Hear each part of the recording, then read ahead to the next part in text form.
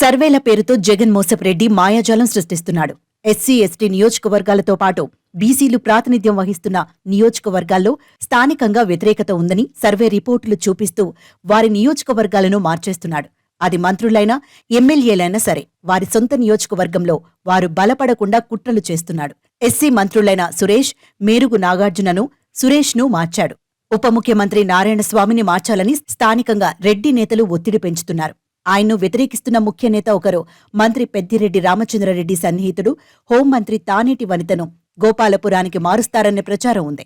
మరో మంత్రి విశ్వరూప్ను ఎంపీగా పోటీకి పంపే అవకాశం ఉంది. హోంమంత్రిగా చేసిన మేకతోటి సుచరితను ఆమె సొంత నియోజకవర్గం ప్రత్తిపాడు నుంచి అమరావతి రాజధాని పరిధిలోని తాడికొండకు మార్చాడు. అక్కడ వైసీపీపై తీవ్ర వ్యతిరేకత ఉందనేది జగమెరిగిన సత్యం. ప్రతి ఎన్నికల్లోనూ స్థానచలనం ఎస్సీలు, బీసీలకేనా? సర్వేలన్నీ ఎస్సీ, బీసీ ఎమ్మెల్యేల నియోజకవర్గాల్లోనే వ్యతిరేకత ఉన్నట్లు చెబుతున్నాయా అంటే జగన్ రెడ్డి జమానాలో అవుననే చెబుతాడు.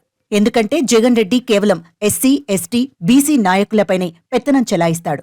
తన చేతికి మట్టి అంటకుండా తన వంగ మాగదులైన రెడ్లకి, అగ్రవర్ణాల చేతికి కర్ర ఇచ్చి వారిపై పెత్తనం చెలాయించమని పైశాచిక ఆనందాన్ని పొందుతుంటాడు. కాని అదే రెడ్లు, అగ్రవర్ణాల నాయకులపై వ్యతిరేకత ఉన్నా ఆ సర్వే రిపోర్టులను మాత్రం పట్టించుకోడు. పెద్దిరెడ్డి రామచంద్రారెడ్డి, బుగ్గన రాజేంద్రనాథరెడ్డి, బాలినేని శ్రీనివాసరెడ్డి, కాకాణి గోవర్ధన్ రెడ్డి, నల్లప్రెడ్డి ప్రసన్నకుమార్ రెడ్డి, శ్రీకాంత్ రెడ్డి, రవీంద్రనాథరెడ్డి, పెద్దారెడ్డి, కేతిరెడ్డి, మధుసూదన్ రెడ్డి, ఆళ్ల నాని, కొడాలి నాని, అంబటి రాంబాబు, అవంతి శ్రీనివాస్, అమర్నాథ్, బొత్స సత్యనారాయణ, జోగి రమేష్ ఇలా చెప్పుకుంటూ పోతే రెడ్లు, అగ్రవర్ణాల నేతలు ప్రాతినిధ్యం వహిస్తున్న నియోజకవర్గాల్లో ప్రజల్లో తీవ్ర వ్యతిరేకత ఉన్నా జగన్ రెడ్డి వారి జోలికి పోవడం లేదు. కాని సర్వేల పేరుతో మార్పులు కేవలం ఎస్సీ, బీసీలకే ఎందుకు పరిమితమవుతున్నాయి అంటే కేవలం జగన్ రెడ్డికి వారిపై ఉన్న వివక్ష అనేది సుస్పష్టం.